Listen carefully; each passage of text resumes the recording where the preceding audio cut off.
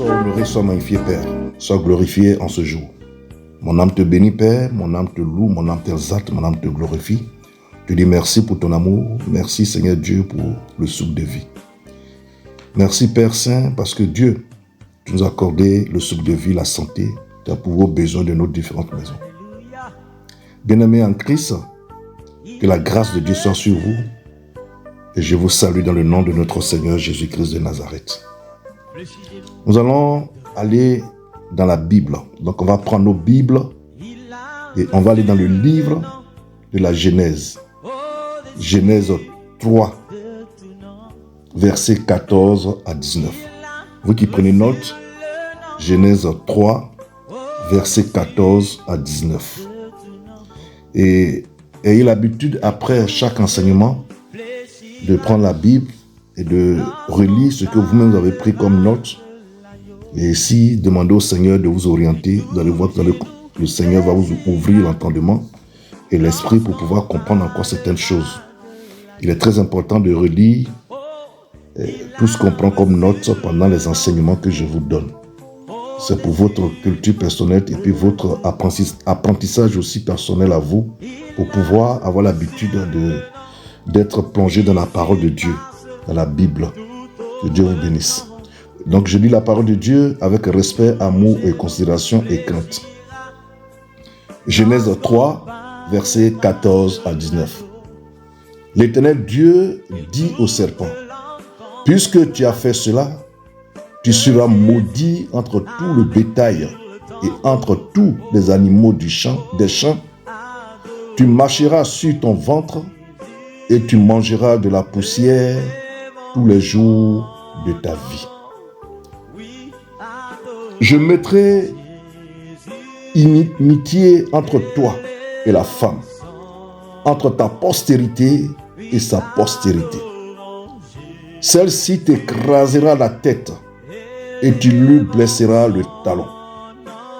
Il dit à la femme, c'est le Seigneur qui parle toujours: j'augmenterai la souffrance de tes grossesses, tu enfanteras avec douleur et tes désirs se porteront vers ton mari, mais il dominera sur toi. Verset 17, il dit à l'homme: puisque tu as écouté la voix de ta femme et que tu as mangé de l'arbre au sujet duquel je t'avais donné cet ordre, tu n'en mangeras point. Le sol sera maudit à cause de toi. C'est à force de peine que tu en tireras ta nourriture tous les jours de ta vie. Et tu produiras des épines et des ronces, et tu mangeras de l'herbe des champs. C'est à la sueur de ton visage que tu mangeras du pain, jusqu'à ce que tu retournes dans la terre d'où tu as été pris, car tu es poussière et tu retourneras dans la poussière. Amen. Père, je m'incline ce matin. Qui suis Seigneur Dieu le puissant en ce jour, pour ouvrir la bouche pour parler à tes enfants. Seigneur, je m'incline afin que Dieu, tu prennes le contrôle de toutes choses. C'est pourquoi, Père, j'implore ta miséricorde et ton pardon sur tous nos péchés. Pardonne-moi de tout péché, de toute iniquité, de toute transgression, Seigneur Dieu le puissant. Ah, Seigneur Dieu le puissant, j'ai péché contre toi en pensée, en parole, en regard, en acte posé, par omission, Seigneur Dieu, et j'ai attristé le Saint-Esprit par mon comportement, Seigneur. Pardonne tes enfants qui sont, ô Père, à l'écoute. Tes enfants qui sont en train de suivre, Seigneur Dieu, cet enseignement. Pardonne chacun d'entre eux et glorifie ton nom. Viens nous parler, viens nous enseigner, et que la gloire, la puissance et l'élévation te soient rendues à toi seul. C'est dans le nom de Jésus que je t'ai prié. Amen. Bien-aimés, chers frères et sœurs en Christ, vous qui me suivez pour la première fois, le thème de mon message, c'est la malédiction et ses effets. Le thème, c'est la malédiction et ses effets. Donc on a pris comme référence biblique Genèse 3, versets 14 à 19. Il y a plusieurs versets que je vais vous donner au fur et à mesure, afin que vous qui prenez note, vous puissiez après méditer cela à la maison. Prendre le temps de vous mettre quelque part dans le calme et puis essayer de parcourir la Bible en revenant sur les différents passages que je vais vous donner pendant cet enseignement. Donc, grand 1, qu'est-ce que la malédiction même? Qu'est-ce que c'est que la malédiction? On dit souvent tu es maudit, il est maudit, je suis maudit. Qu'est-ce que c'est que la malédiction? Comprenez que la malédiction peut s'étaler sur 3 entités. Homme, femme, famille et même peut-être même sur une nation. Donc la malédiction est un malheur auquel un homme, une femme, une famille ou une nation semble être voué par la destinée ou par le sort et qui est issu d'une parole prononcée ou d'un acte posé. Genèse 9, verset 24 à 25 ou Josué 6, verset 26. Vous pouvez lire ça pour mieux comprendre encore. Donc c'est-à-dire que soit c'est une parole qui a été prononcée de la bouche d'une autre personne sur un homme, sur une femme, sur une famille ou sur toute une nation. Ou soit la personne a posé un acte pour atteindre, pour maudire un homme, une femme, toute une famille ou une nation. Mais quel est le but exact? Quel est le but de la malédiction? En grand 2. Quel est le but de la malédiction? Quel est le but de la malédiction? Je pense que la malédiction, le moyen par lequel la puissance surnaturelle est véhiculée dans un but négatif. C'est ça la malédiction. C'est dans un but négatif. Donc la malédiction est le moyen par lequel la puissance surnaturelle est véhiculée dans un but négatif. Parce que quand quelqu'un te maudit, c'est pas pour du bien. C'est pour te faire du mal. Donc, c'est un but négatif. Et cette parole devient une force spirituelle négative et oppressive dans ta vie. Toi qui reçois la parole de malédiction ou l'acte de malédiction. Donc, cette parole ou ce acte posé devient une force spirituelle négative dans ta vie et qui t'oppresse. C'est comme si on avait tiré sur toi à bout portant avec un pistolet, avec une arme. C'est une véritable balle, un missile spirituel qui amène des calamités dans ta vie, dans les familles, des expériences indésirées, de la pauvreté, qui peut amener même la mort subite. Il y a plein de choses. C'est pour ça qu'il faut faire très attention. Il faut faire très très attention dans vos marches, avec votre entourage. Faites très attention. Car quand tu es maudit, c'est pas bon. C'est pas bon pour ta vie. La malédiction n'est pas une bonne chose. Une personne qui reçoit une malédiction, sa vie est trop difficile. Sa vie est très très très très difficile. Amen. Comment peut-on, en 3, pour ceux qui prennent note, comment peut-on reconnaître une malédiction? Comment est-ce qu'on peut reconnaître qu'une personne est maudite? Comment on peut reconnaître ça? Ou toi-même, comment tu peux reconnaître que tu as reçu une malédiction, soit générationnelle, ou bien une malédiction qui t'a été lancée par ton entourage, quelqu'un?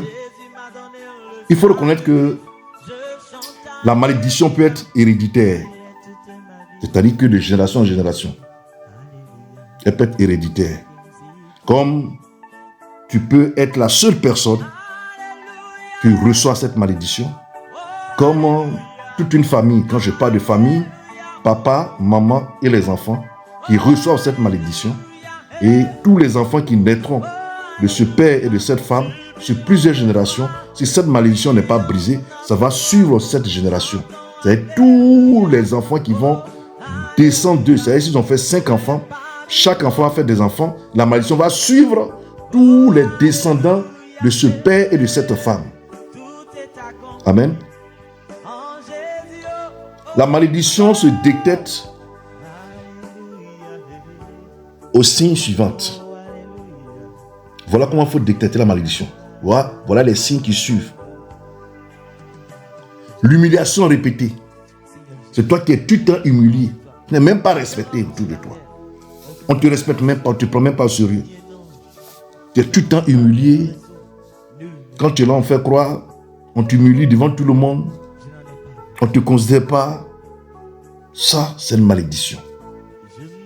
Le manque de reproduction et maladie de tout genre.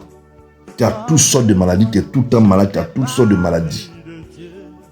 Le manque de reproduction, c'est-à-dire que tout ce que tu fais ne réussit pas.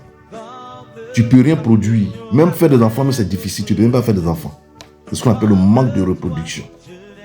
Maintenant, il y a des personnes qui sont des sorcières qui ne font pas d'enfants parce que, en contrepartie de ce qu'ils ont pris dans la sorcellerie, ils préfèrent donner leur progéniture. Donc, du coup, ils ne peuvent plus faire d'enfants. Cette personne peut plus faire d'enfants, qu'elle soit femme ou homme, quel que soit le mariage, quel que soit l'amour que tu vas avoir, tu ne peux plus faire d'enfants. Ça, c'est un autre cas. Mais là, je te parle d'une malédiction où on a prononcé une parole sur ta vie, où on a posé un acte pour pouvoir t'atteindre. Donc, tu ne peux plus faire de reproduction, manque de reproduction et maladie de tout genre. Il y a aussi la pauvreté, la sécheresse dans tous les compartiments de ta vie. Il y a l'échec répété. Tes projets ne sont jamais réalisés. Tes projets ne se réalisent pas. Il y a ce qu'on appelle l'insuffisance financière. Tu n'arrives pas à joindre les deux bouts. Tu as toujours des problèmes financiers. C'est difficile pour toi pour avoir de l'argent. En toute chose, tu es toujours vaincu et tu es rejeté par les autres. Que ces personnes soient de ta famille ou pas, mais tu es tout le temps rejeté. Tu n'arrives même pas à atteindre tes objectifs. Tu n'arrives pas à atteindre tes objectifs. La personne est toujours à la queue ou toujours en bas. Elle n'évolue pas. Il y a aussi les crises mentales.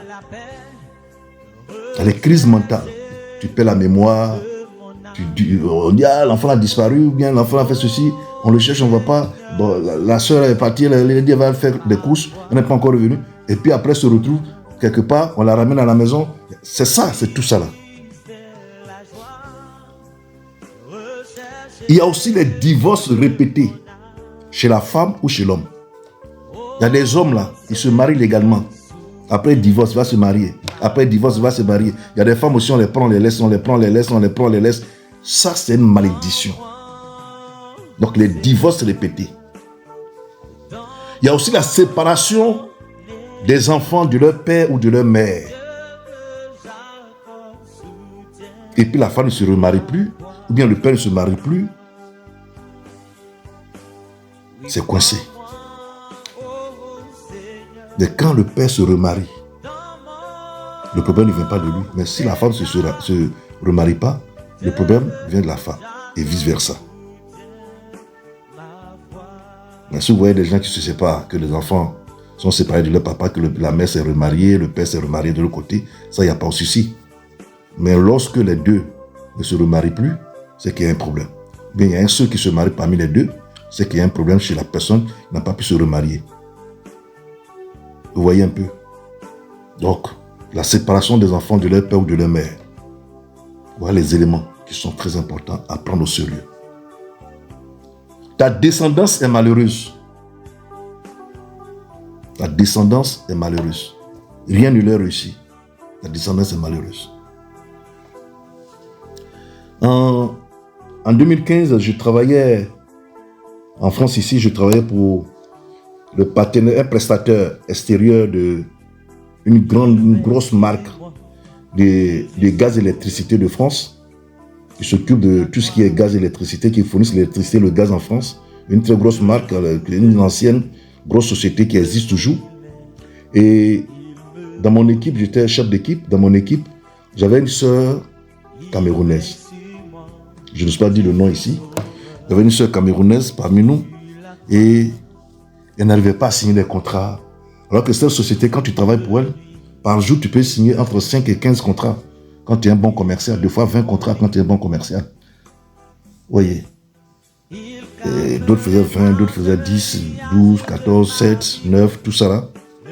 Et j'avais remarqué que à chaque fois le soir, quand je les réunissais pour faire le point, elle venait toujours avec un seul contrat. Des fois, elle n'a même pas de contrat. Et ça commençait à m'intriguer. Et j'ai pris l'engagement sur moi, j'en ai parlé avec mon épouse.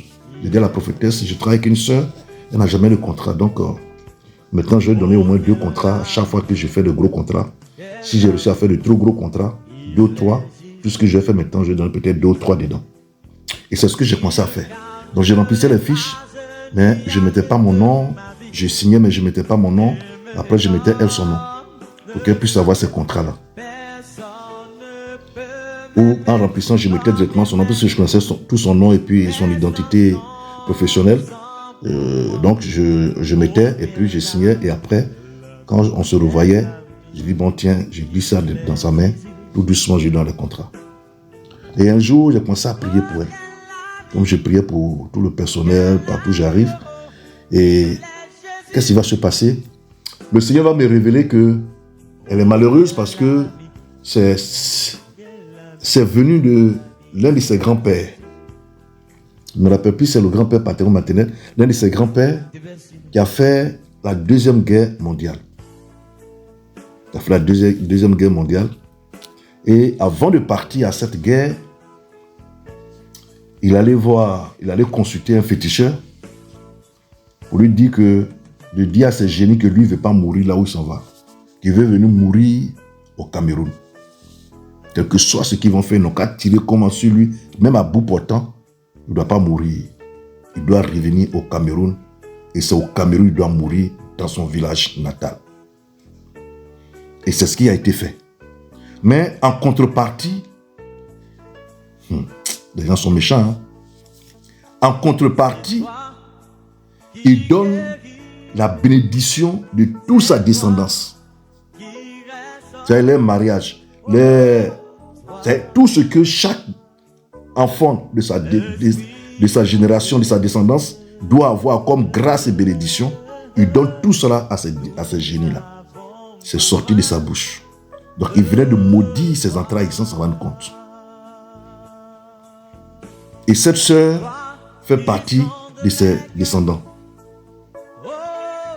Je crois que c'était son arrière-grand-père ou bien troisième arrière-grand-père, c'est même plus. Et 2 jours après, on avait le boulot. Quand on est arrivé, je lui ai posé la question. Il dit, mais dis-moi, ce jour-là, je l'avais invité à travailler avec moi dans mon quartier. Parce que tout le temps, on partait dans d'autres villes. Moi, je lui ai dit, il est venu dans ma ville.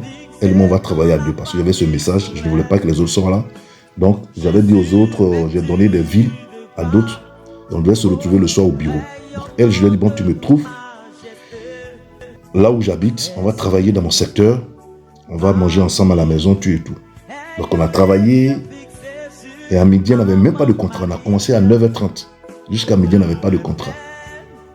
Moi, j'avais déjà signé 3 contrats. Et j'ai fait un contrat pour elle que je n'ai pas mis son nom, j'ai mis de côté. Et quand on a fini de manger, je lui ai dit, bon, je vais te parler. Il lui a dit, bon, dis-moi, tu as un grand-parent qui a fait la guerre mondiale, tout ça là. Elle me dit, oui. Que j'ai mon grand-père qui a fait, j'ai un grand-père qui a fait la guerre mondiale. Je dis, bon, voilà ce que le Seigneur m'a révélé, ce qui s'est passé. Elle m'a dit, effectivement, moi j'ai eu la chance, j'ai fait un enfant. Mais mes frères et sœurs, c'est difficile. On ne se marie pas. Tout est compliqué chez nous. On est malheureux. On n'est pas heureux. On vit dans des foyers. Il n'y a pas d'enfants. Il n'y a pas d'évolution. Des fois, même quand tu rentres dans un foyer, c'est là que monsieur a des problèmes.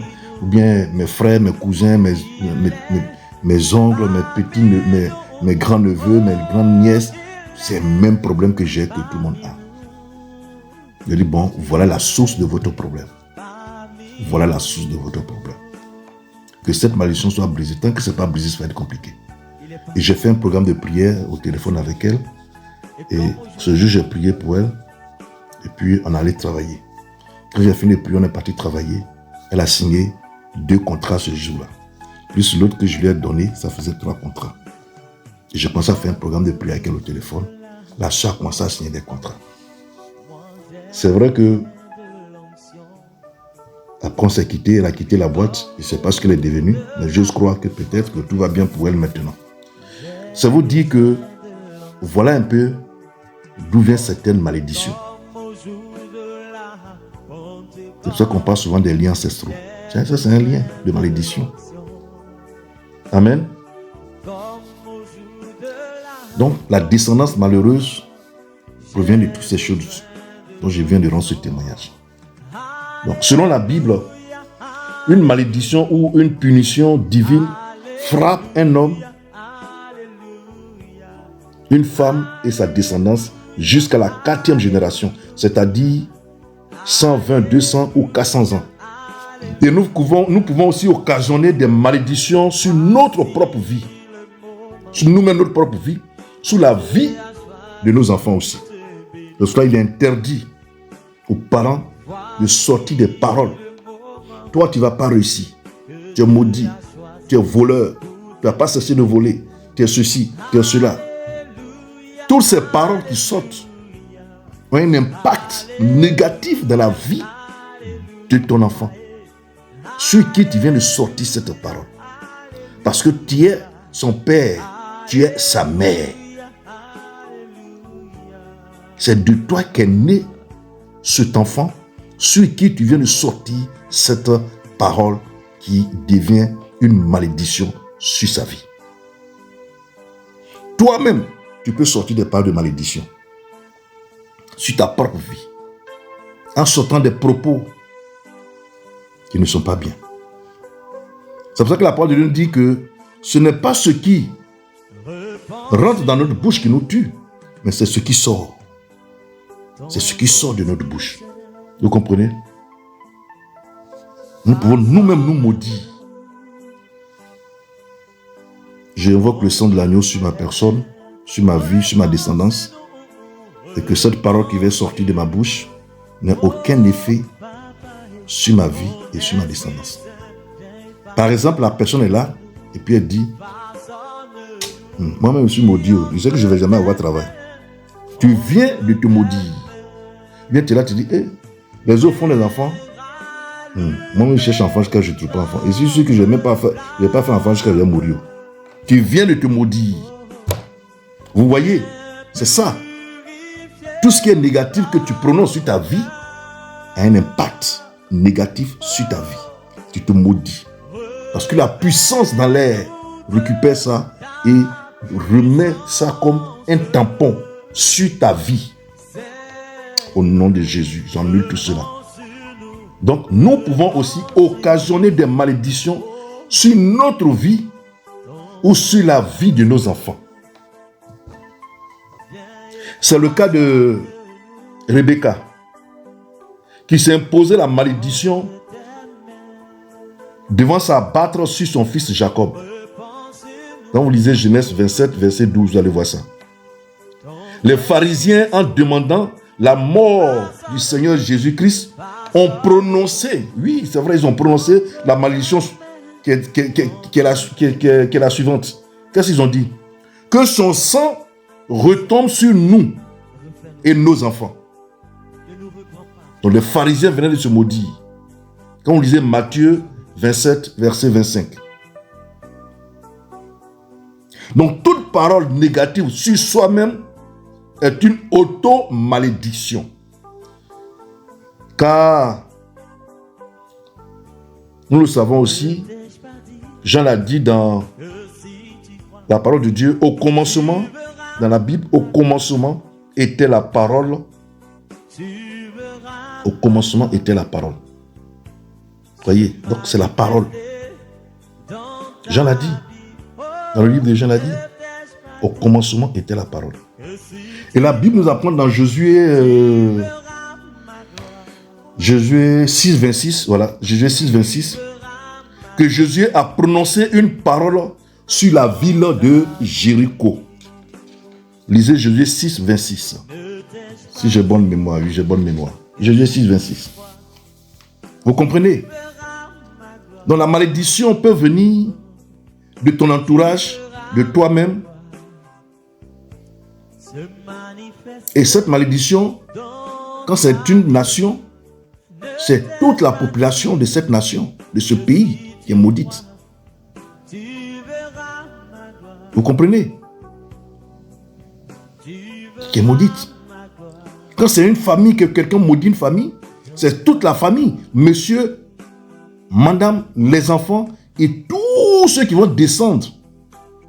Tous les enfants, arrière, petits-enfants de ce monsieur, de cette dame, la malédiction va les suivre. Jusqu'à ce que cette malédiction soit brisée par une autorité spirituelle. Donc ne jouez pas à sortir des paroles n'importe comment. Vous pensez que c'est de la légèreté, mais c'est sérieux. Une parole qui sort a un impact. Toute parole qui sort de la bouche d'un être humain a un impact. Quand c'est une parole négative, elle a un impact négatif, dans la vie de la personne sur qui elle est sortie. Si c'est positif, cette parole a un impact positif dans la vie de cette personne. Donc faites très attention. Ne maudissez pas vos enfants, ne maudissez pas les gens autour de vous. Vos frères et sœurs qui sont autour de vous, ne sortez pas des paroles bizarres. Tout ce que vous sortez doit être bon de votre bouche. Parce que toi-même, plus tu sors tout ce qui est négatif, c'est le négatif qui t'atteint. Hein? Ah oui. C'est tout comme les personnes qui vont tout le temps chez les marabouts. Oui, les femmes. Bon, c'est vrai, il y a beaucoup d'hommes qui vont aussi maintenant. Mais on a commencé par les femmes. Elles vont chez les marabouts pour avoir garçon, pour que le mari reste là, pour que ceci, cela, plein de choses. Vous êtes tout le temps chez les marabouts. Le démon va vous donner la sorcellerie. Parce qu'il dit que comme tu veux tout le temps venir là, il préfère t'initier. Comme ça, tu es avec eux en même temps. Voilà comment on prend aussi la sorcellerie. Voilà comment aussi on prend des malédictions. Et les choses vous arrivent, vous n'arrivez pas à comprendre. Et c'est après ça, maintenant, vous courez dans les églises pour aller voir les hommes de Dieu. Pour fatiguer les hommes de Dieu. Amen. On va terminer par le 4e point qui est comment briser la malédiction. Comment briser la malédiction. Comment briser la malédiction. Une malédiction qui est une fois prononcée devient comme une sorte de vie autonome. Il peut agir survolant le temps et l'espace pendant des décennies. Tu vois? Pendant des décennies. Donc il faut arrêter cette malédiction en la brisant, en la réprimant,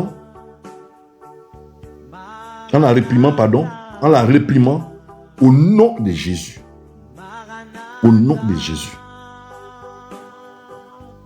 Au nom de Jésus. Donc il s'agit de déprogrammer en fait. De déprogrammer par des paroles ce qui a été programmé par des paroles sur ta vie. Donc il faut déprogrammer ce qu'ils ont dit sur ta vie par des paroles aussi. Demandez au Saint-Esprit l'onction nécessaire pour le faire. Une fois que la malédiction a été identifiée. Et surtout sa cause. Josué 6, 26, 2 Rois 2, versets 19 à 22. Il faut identifier la malédiction et puis sa cause. Pourquoi la personne a eu cette malédiction? D'où vient cette malédiction? Vous comprenez? Une fois que c'est identifié, qu'on a la cause, il faut briser cela. Il faut déprogrammer et briser cela. Avec autorité, avec foi. Avoir l'onction nécessaire. Il faut aussi comprendre une chose. C'est que toute malédiction est nécessairement liée à une cause. À une cause. Souvent, quand tu es enfant, maman t'envoie, tu n'es pas parti, tu es tout. Elle peut sortir une parole de malédiction sur toi. À chaque fois que je t'envoie, tu ne es pas parti. Tes enfants vont te donner la même chose. Elle vient de te maudire comme ça. Tu vois, toi tu prends ça à la légère en tant qu'enfant, mais tu viens d'être maudit comme ça. Tes enfants, ils vont te faire la même chose. Ils vont faire pire.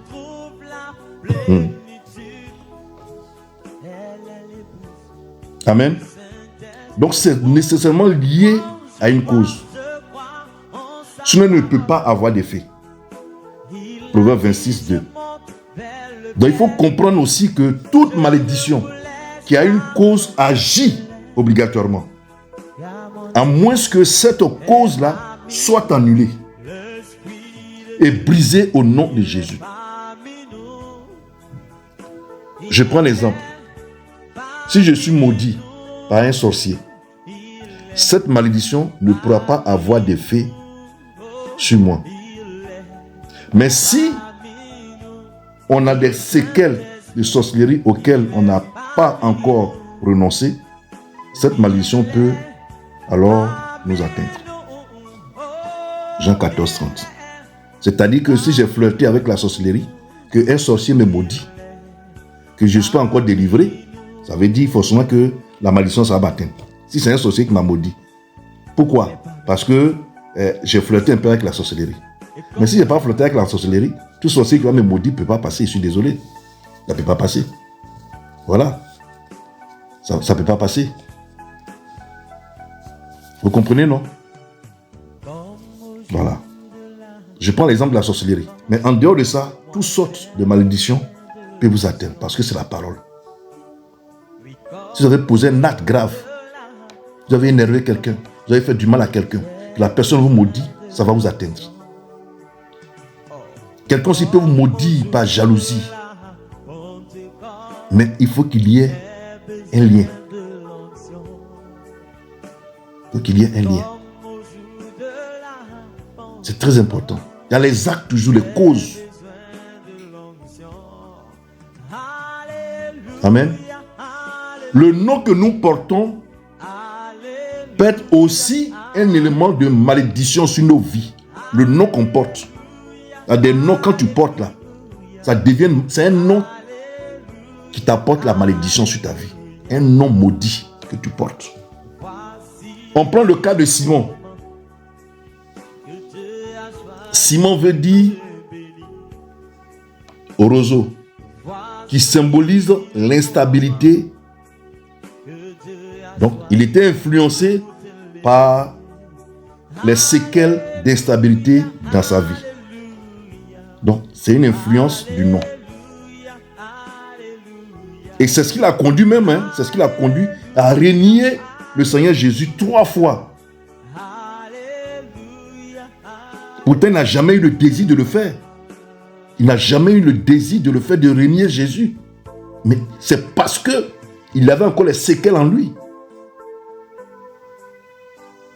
Et c'est pour toutes ces choses que le Seigneur a changé son nom de Simon à Pierre. Jean 1, 42. Prenons le cas du patriarche Abraham. Le Seigneur l'a appelé comment? Abraham maintenant. Le patriarche Abraham. Avant c'était Abraham. Et là il l'appelait Abraham. Genèse 17, versets 4 à 5. Le cas de Jacob, qui est devenu Israël. Genèse 32, 29.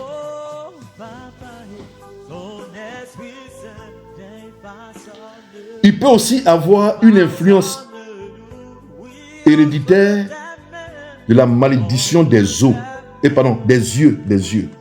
La malédiction des yeux. De ventre, de stérilité, de la pauvreté, qui proviennent soit de la grand-mère, soit du grand-père, comme je viens de le dire tout à l'heure très haut, le témoignage que j'ai rendu pour la sœur, depuis son grand-père, l'un de ses grands-pères qui avait fait la guerre, qui a donné toutes les bénédictions, entrailles, tout au génie. Il dit, il leur donne tout le bonheur de toute sa génération, de sa descendance. Vous comprenez? Donc, cela affecte toutes les générations qui suivent. Il y a ce genre de choses héréditaires là. Ça suit toutes les générations. Et si une action prophétique n'est pas entreprise pour briser cette malédiction, ils vont mourir sans rentrer dans les grâces et ça va les suivre. Ça va les suivre. Pourquoi? Parce que les démons ne meurent pas. Ce sont des anges déchus. Donc quand ton grand-père a fait des choses qu'il ne vous a pas dit, sinon ton arrière-grand-père a fait des choses qu'il n'a pas dit, n'a pas informé la famille, n'a pas dit telle chose, j'ai fait ceci pour que vous deveniez comme ça, pour que. Et puis, ce grand-père, bien cette grand-mère la meurt. Les enfants qu'elle a eu n'a pas informé. Maintenant, vous êtes peut-être ses arrière-petits-enfants, mais vous prenez les pots cassés. Et même si vous êtes dans une église, vous êtes devenus des chrétiens, que vous n'êtes pas passé par la cuite d'âme et la délivrance, vous êtes toujours sous l'emprise de cette malédiction, donc vous appartenez toujours à ces esprits-là. Je répète, tes grands-pères ont fait des choses et cela n'a pas été brisé et ça vous suit. Toi, tu viens, tu donnes ta vie au Seigneur et tu sais en ton âme et conscience qu'il y a des choses qui se passent dans ta famille et tu n'expliques pas aux hommes de Dieu ou à la servante de Dieu qui est à la tête de l'église où tu vas pour que tu passes par la délivrance, pour qu'on prie pour ta délivrance, pour que le Saint-Esprit fasse ta délivrance, parce que ce n'est pas nous les hommes de Dieu qui font la délivrance, hein.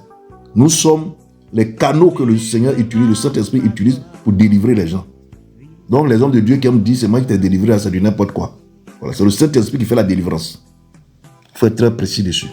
Donc il faut que tu expliques comment ça se passe dans ta famille, les choses qui arrivent, les gens qui meurent bizarrement, tout ça là, pour que toi-même là, on te confie au comité de délivrance, où l'homme de Dieu va prier pour ta délivrance, pour briser ces malédictions, ces chaînes là. Quand tout ça va être brisé, tu seras totalement libre. Mais si ce n'est pas fait, ne pense pas que parce que tu vas à l'église, c'est pas possible. Tu appartiens toujours à ces esprits-là. Tu es sous leur autorité. Le Seigneur ne peut pas te bénir comme ça. Pourquoi?